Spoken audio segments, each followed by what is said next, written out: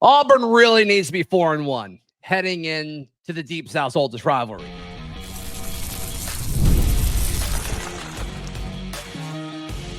You are Locked On Auburn, your daily podcast on the Auburn Tigers. Part of the Locked On Podcast Network, your team every day.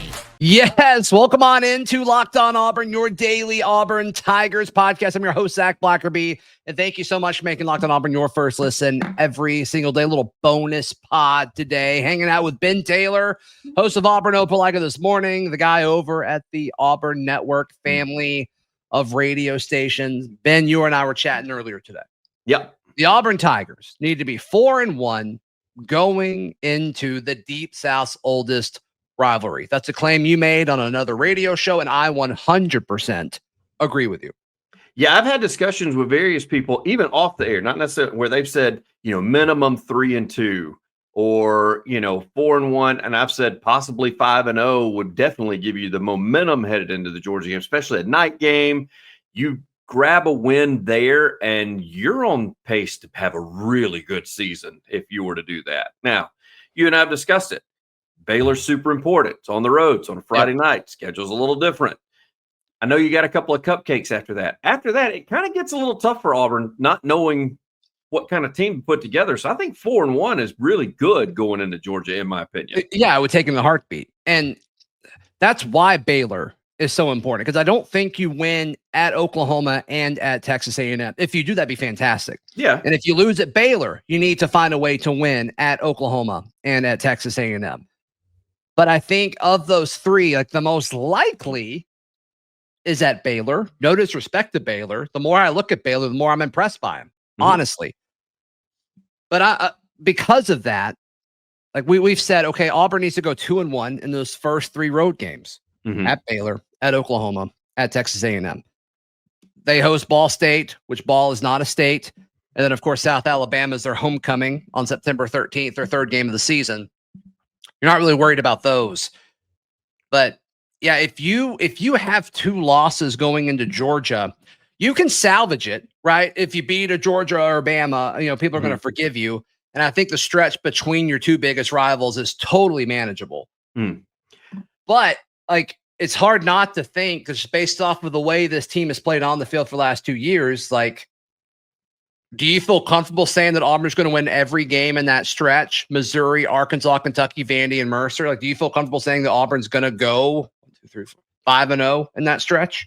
Right now, no. After watching the first three games, I'd probably have a better answer for you, because I think people still don't know what we're getting. Look, here's the deal, Zach. I have no clue. We talked about this from a standpoint of last year. There were games Auburn lost where clearly, in my opinion, Auburn had better athletes on the field than the opposing team and still lost.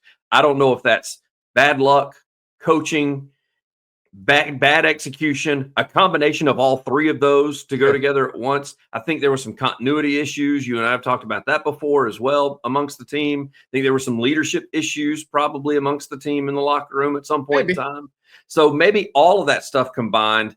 So then when somebody says, you really think they'll go 4-1 to start? I was like, they should against Baylor. I think Auburn has more athletes than Baylor does when you line up on both sides of the football. So especially on the line.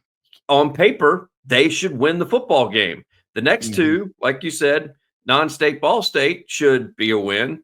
Homecoming should be a win. And then it's not that I think that A&M is superior, better than Auburn. But when you start talking about that A&M game and you start to, they do have the athlete. They signed a lot of 5 stars in the last 3 to 5 years, and not all of those guys went anywhere. And so some of them stayed. Maybe some of them haven't been developed. Yeah, no, A&M's got their rosters. I think it's close. I think they're in the same tier. If you want to say one's slightly better than the other, I'm not going to argue with you one way or the other. They're close. So then it comes down to location. Well, it's in College Station.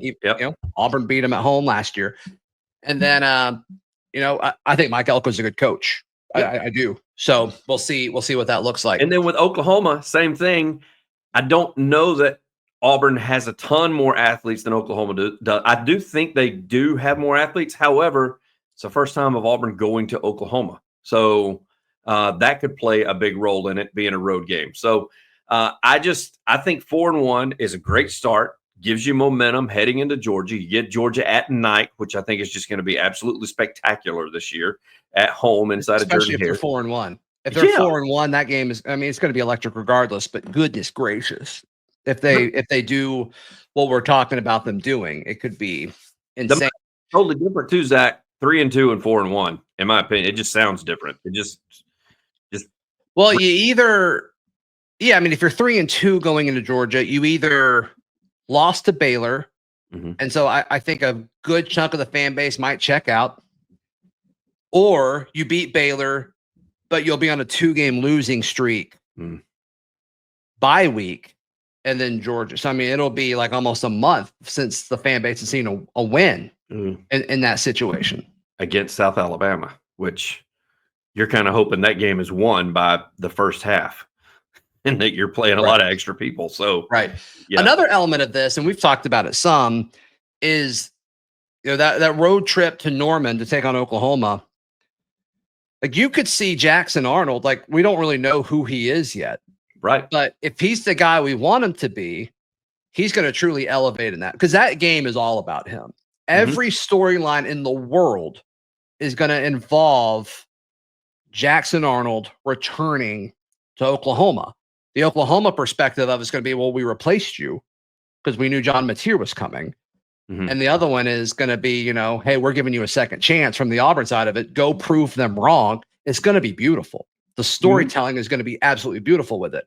But there's two sides of this, because it's all going to be on him.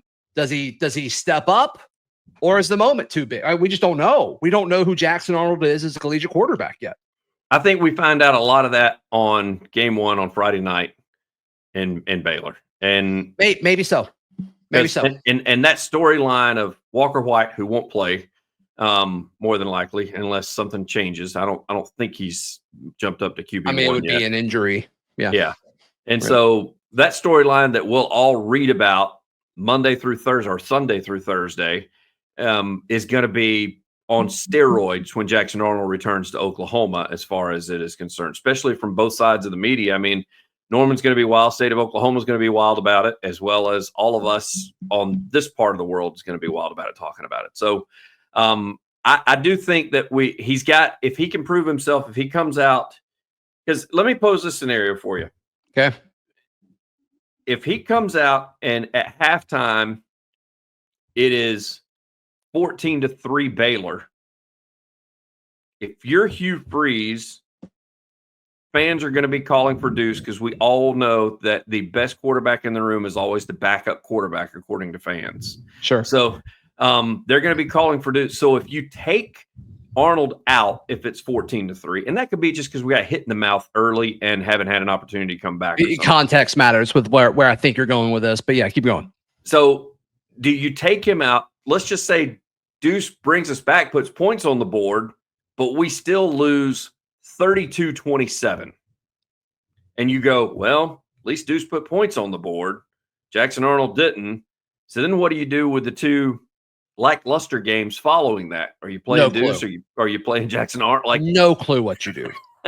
I mean, I think Jackson would have to look really, really bad for that to happen.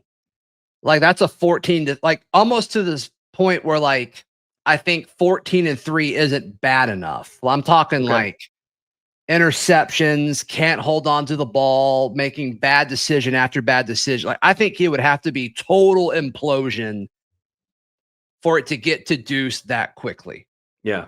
That's my guess. And I would not even have this thought if we hadn't had the Peyton Thorne, Hank Brown situation last year at the first part of the year. Yeah, right. Like, at what point, I mean, we saw Peyton get pulled, but like, would Peyton have gotten pulled earlier if there was a better backup option a season ago? Maybe. I can't imagine he finishes the Cal game if Deuce Knight's on the roster, or if Ashton Daniels is on the roster. I don't know. It's a different situation, which, when you improve the roster, that's the goal. That's the goal. I think the schedule really breaks down into two chunks, and Auburn should go 4-1 in both of those or better. That's next, right here on Locked On Auburn. Today's show brought to you by our friends at Monarch Money. Ben, is Monarch Money a budgeting app? I have no idea. I'm assuming so. It says No. money in it. It says No, Monarch in it's it. not. It's not. It's a financial command center.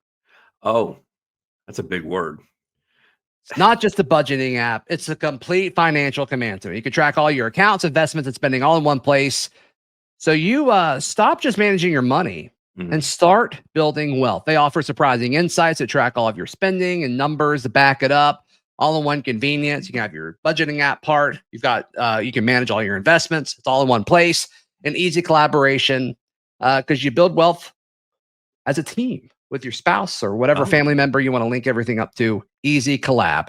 Take control of your finances with Monarch Money. Use code LOCKEDONCollege at monarchmoney.com for 50% off your first year. That's monarchmoney.com. Code LOCKEDONCollege for half off your first year. Ben Taylor of the Auburn Network family of stations hanging out with us. Yeah, I mean, we talk about Auburn needing to go 4-1 going into Georgia. And then the other part of it is the 5-game stretch, in my opinion, between Georgia and Alabama. Sure, Auburn fans, they want to beat Georgia and Alabama worse than anybody. But I don't know. I'm just not expecting that to happen. Maybe I'm being a pessimist. I'm just not expecting Auburn to beat Georgia or Bama next year. I think they can. I think Georgia's going to be worse than they have been. I think they're still going to be very good. But I think they're going to be more vulnerable possibly than they have been in the last few seasons. So maybe you got a shot. And then maybe you could say the same with Bama. We'll see. We'll see. But the stretch between them, Mizzou, Arkansas, Kentucky, Vandy, and Mercer, on paper, I don't think 5-0 is a crazy thing. But let's say they go 4-1 there. And you've got 2 sections of 5 games where you go 4-1. Like, I think most Auburn fans would take those situations. And I think it also puts in perspective how manageable the schedule is. Because if you go 4-1 in both of those stretches, and that has us losing a game that I don't think we should lose, just to be 100% honest in that situation. You're 8-2, and then let's just see what happens against Georgia and Bama. Yeah. I think it's 4-1, 5-0. I'm gonna say I would like to see them go. I just think if that's the case. Yeah. If that's the case, get ready for a really fun season. Because I think if you're on a 5-game winning streak and you have 9 wins going into the Iron Bowl, sure. Yeah. Why not? I mean, can you imagine Jordan Hare in that situation? It'd be crazy. It'd be wild, but it also, I think this speaks to, and I'm not trying to throw Hugh under the bus or anything of that nature for everybody that's about to jump in the comments here. This speaks to the coaching.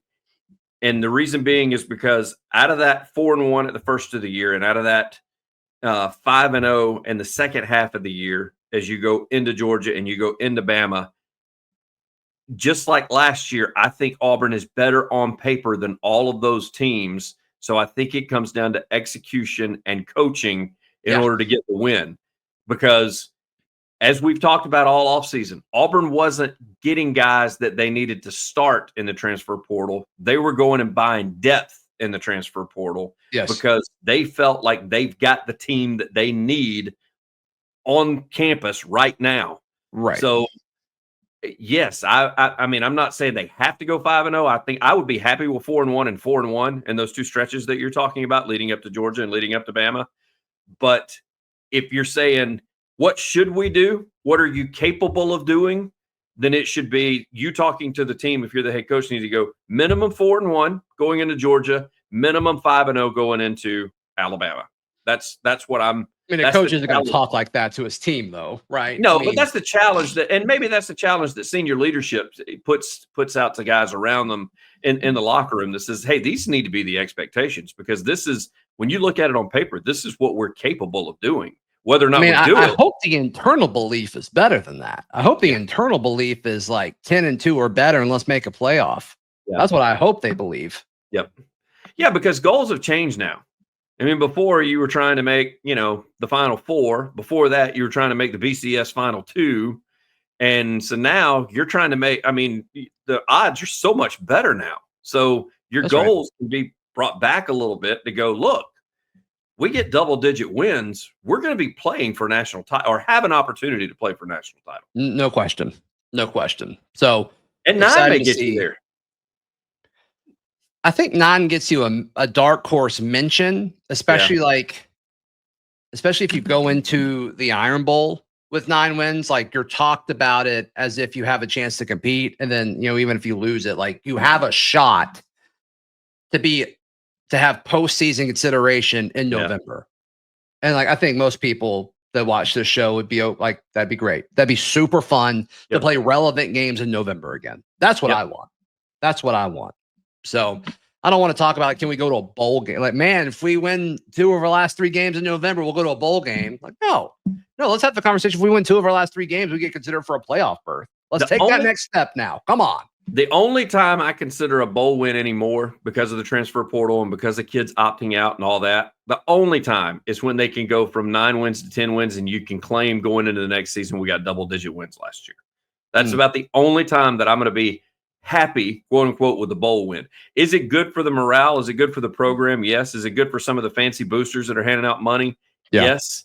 But the game is just so different than what it was during Pat Dye's days, where you need to get that bowl win to solidify something, because kids are leaving, kids are sitting out. You got players that want to get drafted, so they're like, hey, this doesn't mean anything, so I'm just going to go work on my draft status. I'm not going to play.